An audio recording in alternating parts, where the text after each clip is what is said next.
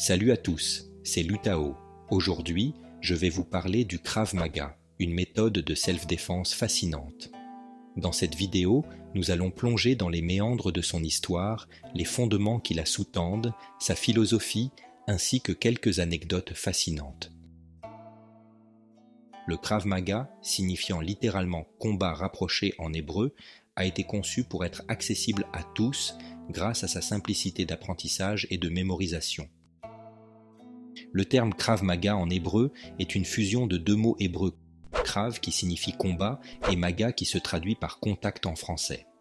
Cela se traduit littéralement par combat de contact ou combat rapproché en français. Son histoire nous emmène en Israël où il a pris racine au XXe siècle. Il a été forgé par Imrich Lichtenfeld, un maître de rue talentueux et un athlète accompli. Dès les années 1930, Imrich a commencé à développer cette méthode de self-défense à Bratislava, en Slovaquie, en réponse à la montée de l'antisémitisme. En 1940, il a émigré en Palestine sous mandat britannique, rejoignant les forces d'autodéfense juives pour lutter contre les groupes fascistes et antisémites. C'est là que le Krav Maga a été adapté aux besoins des soldats sur le terrain.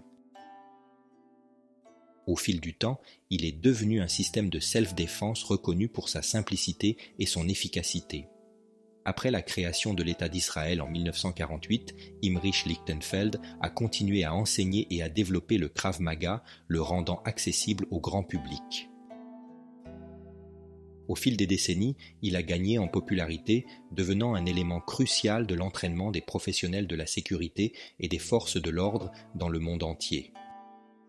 Comprendre les principes fondamentaux du Krav Maga est essentiel. L'objectif principal est de neutraliser rapidement la menace en utilisant des mouvements simples et directs. Ici, pas de règles ni de compétition, seulement la survie. Le concept de contre-attaque immédiate est au cœur de cette méthode.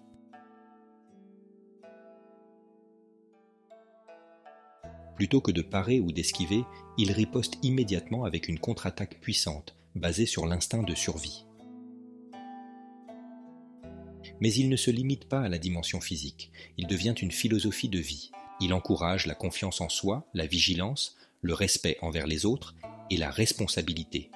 L'utilisation de ces compétences est préconisée de manière éthique et uniquement en cas de nécessité absolue.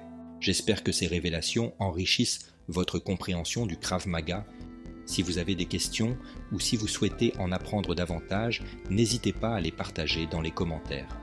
Merci d'avoir suivi cette vidéo et je vous retrouve très bientôt sur ma chaîne.